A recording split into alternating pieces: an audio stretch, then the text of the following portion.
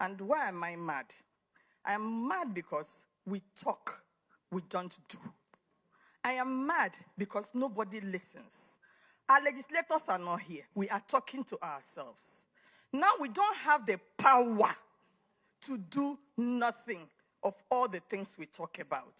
We are talking about oversight. How do you account for the fact that the flight ticket to go and oversight somebody was paid for that person by the agency? What are you coming to write? You go there, they tell you what to write, they give you money, they quarter you, they give you flight, and the members will come and fight over the money that they gave to them. They will not give the clerk. They will not give the committee assistants that they take with. But it's not even the fact that they didn't give the clerk. Now you are compelled to write a report of what you did not see, what did not happen, and you lie. Me as a Catholic, I will just go for confession first. Then secondly, financing a public hearing. We did a public hearing last year. And then the committee called me to tell me that a consultant was employed to write a report. And then I asked the consultant, were you at the public hearing? He said, no. So what do you want to write?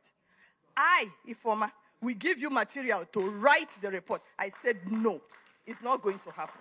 I will not work with you. I put my feet down and I told him I'm not going to work with you. And I sat down because they are looking at us as if we do not have capacity. Me, I'm just 2 steps out of This the USN News. So right now, my mother says she's not dancing so that people will give her money. It's so that they will see me. So I will say what I want to say. I sat down and I did a proper report of that public hearing. And I took it to the chairman. I said, this is the report. And they were looking at me like, you mean it? I said, yes.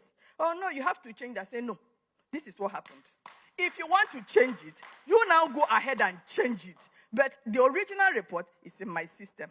I don't use secretaries. I type my report myself. So if they want to change it, they should go ahead and change it. I am waiting. Then we are talking about punishing MDAs. They will come on TV and they will say, this erring MDA did this. All the atrocities that have been committed in the National Assembly, who punished them? We don't follow the budget process the way it is. They will budget money for instance, staff budget, money for training, money for clinic, money for sports, money for books, money. They collapse it. It is in the National Assembly I say hearing about collapse. What is collapse? Sir, both of you know what collapse is. Collapse. The money, now, allowances that are budgeted for National Assembly staff is collapsed. So, we as citizens, because we are still citizens, first, before we became National Assembly staff, and then you have no power to even go and hold a press conference because we are sworn to oath of silence. So, I can't even tell the world how I feel. Allowances that we are constitutionally, even, I put it in the Constitution this time, statutory allocation to the National Assembly staff, they collapsed it till now. Some people have retired. It takes over a year, 2 years for them to pay the National Assembly staff their retirement benefit before you start talking of pension. Go and see them. They look like scarecrows. Our former colleagues call us, direct us to beg for money for fuel. They are coming to the National Assembly. You see them standing at the junction into the National Assembly. They can't afford to fuel their cars. So apart from what the Constitution says, themselves, who is looking at the one they are collapsing and chopping?